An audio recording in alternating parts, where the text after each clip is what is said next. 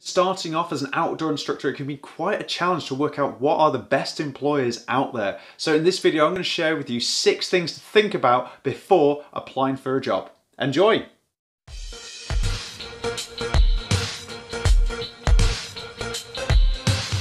Hi, my name is Niall and welcome to Instructor 101 for outdoor instructors that want to make an even bigger impact on those that they work with. Before we get started, it'd be great to hear your thoughts and what things that you look for in an employer. So make sure to leave a comment down below and we'll see if they match up with some of the suggestions that I've made. Let's get started. Number 1, pay. Now sadly, the outdoor industry isn't famous for having really well paid staff, but it does vary from employer to employer, just like any other industry. And it's going to vary based on things like what things that they can offer you, so maybe extra qualifications, other opportunities, maybe even food or accommodation, but it will also vary depending on the job role and what qualifications and experience that you can add and provide to that job role. But it really does pay to do a little bit of research, because even if you're doing a similar job in a similar location, you'll find variations in pay as well. So it really is worth doing that extra bit of research. Number 2, location. Thinking about where your work is going to be based is so important, not just for in work, but also for your days off as well. One of the places that I used to work was Oxford. Now, Oxford is an amazing place, but it didn't really have much to offer for someone that was interested in mountaineering and climbing. There were options, and sometimes you'd have to make a lot more effort to go and find these places, but it was a pain. So that's something that I'd also get you to consider. Going back to the work aspect, the location will influence the sorts of activities that you're going to run. As I'm sure you can imagine, it's pretty hard to offer sailing and run sailing sessions for people if there's no water nearby. And if that's an area that you're interested in developing, then that is a massive consideration. And the same goes for mountaineering, climbing, caving, all sorts of activities. So having a clear idea about what it is that you want to focus on, whether it's land-based stuff or water-based stuff, then that will help you make a decision about which employers are right for you. Having said that, some employers will have centres based in various locations, so you might be able to find that water-based stuff is at one centre but maybe not at another. As a little side note, for those of you without transport, this is really important. Think about how you're going to access work, but also think about how you're going to get off-site to go to somewhere like a shop. Number 3, what can they offer you?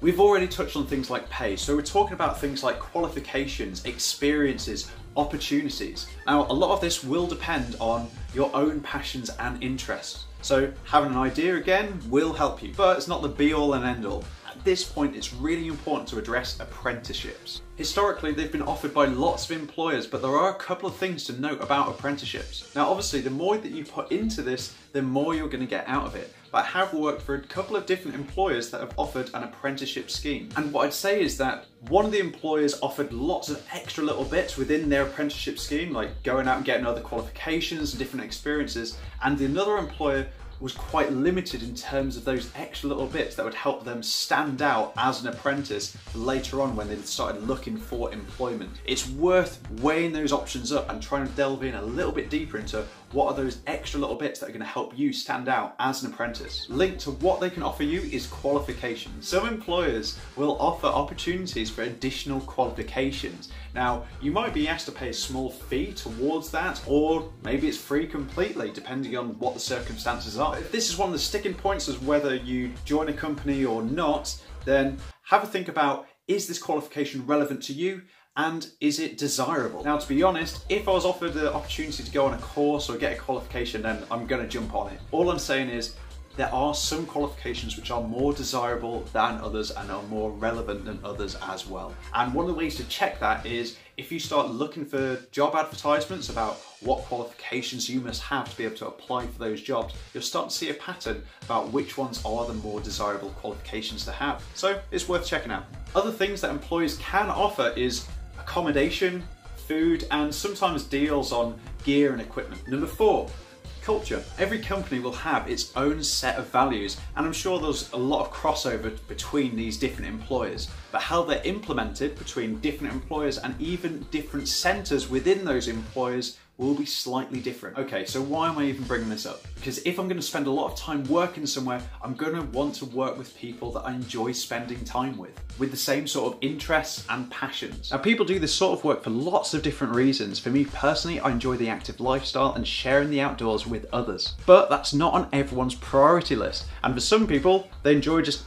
hanging out and partying. Now, there's nothing wrong with letting off a little bit of steam every now and then, but if there is a big emphasis on a drinking culture within that company, then it's probably not the place for me personally. Admittedly, this is something that could be quite difficult to find out about, but it might be something that you could pick up during the interview phase. Thanks for watching so far, everyone. 2 more considerations and then we're done. Number 5.